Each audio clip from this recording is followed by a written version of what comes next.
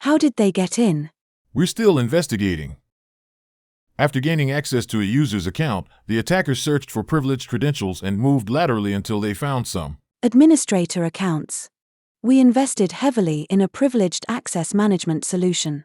You told me it was solid. Most admin-level accounts, about 90%, are in PAM. The last 10% is the hardest. It includes all the service accounts. Remind me, why can't those service accounts be moved into PAM and have their passwords rotated automatically? They can, it's just difficult. Service accounts are automated, non-human logins, used by software and devices, and they are used everywhere. Our backup platform needs one to connect to every server and laptop. Printers use them for firmware updates. Certificate auto-enrollment, applications querying Active Directory, scheduled tasks hitting databases, each of these relies on a service account. Understood. But why did the attackers find a service account with such high privileges? Why could they use it to log on across the company? 2 points. First, those privileges exist because scripts and scheduled tasks often need elevated rights. The account should only have access to the servers it touches, like database boxes, not broader than that, like not to the print server or to user laptops. Second, limiting access takes real effort. Provisioning teams face tight deadlines, so the safe choice is to over-provision and fix it later.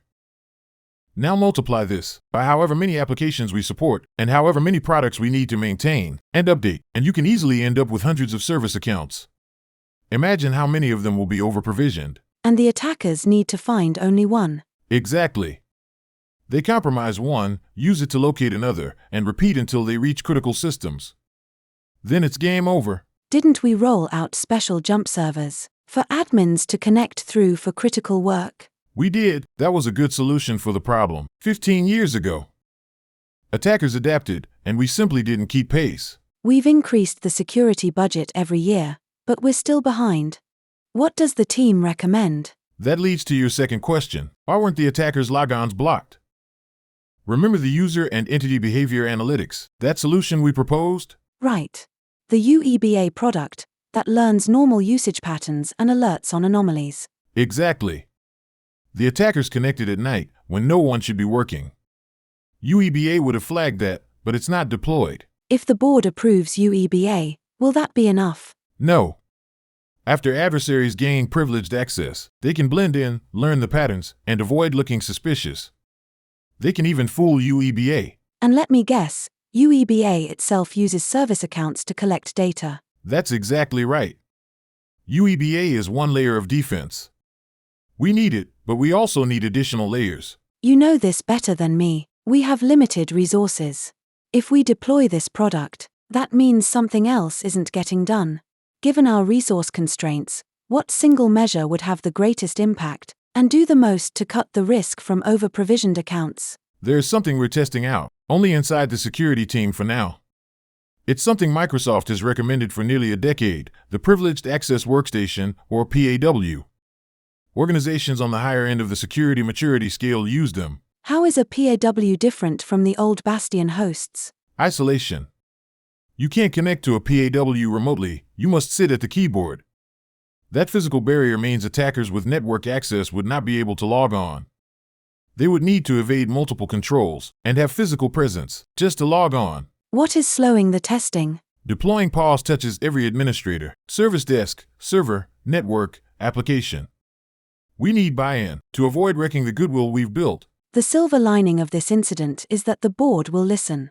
If we can prevent a repeat, they'll support it. No guarantees, but there's no doubt that PAWS raised the cost for any attacker significantly. Good.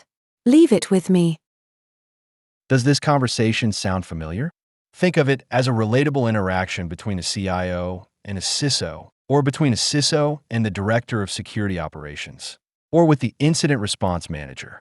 If you have a well-defined incident response plan and are able to conduct exercises on a somewhat regular basis, at least twice a year, then when a security incident strikes, the various parties are already familiar with their roles.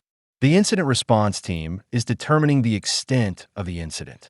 The rest of the security team and IT teams are trying to ensure that the impact is contained and doing what they can to ensure that services are restored and that the business is operational in the shortest amount of time.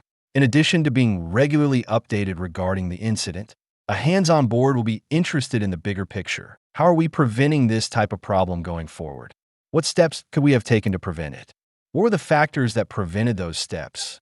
What can we do to remove those blockers so that the organization has the best chance of overcoming this type of challenge in future? And how will this inform the security strategy? The conversation we heard only addresses the second part of a plan to protect your highest risk accounts. The first part involves undertaking an inventory of all accounts in your environment, their purpose, whether they're still in use, when their passwords were previously changed, what level of access they have been assigned, and answering other common sense questions, like, are there service accounts in your environment that have domain admin permissions? How many have accesses that are similar to domain admin? Have you run a tool like Bloodhound to gain a better understanding of privileged relationships in your environment and work to reduce them? Is your team able to take on this task? Or do you need to contract an external party to help you? What other higher priority security projects need to be completed before you can start this one? And how do these various projects reduce risk to the organization if you were to do a comparative analysis? That's it. That was episode 4. I am Vafidario Izadinia.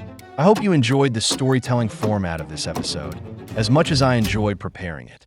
Nest Radio is an initiative that uses AI-generated voice to share cybersecurity stories and discussions in spoken form with listeners in different languages. If you have suggestions for stories you would like to see covered or questions to explore further, drop me a note at nestradio.net. If you like this content, tell your friends. And remember, stay curious,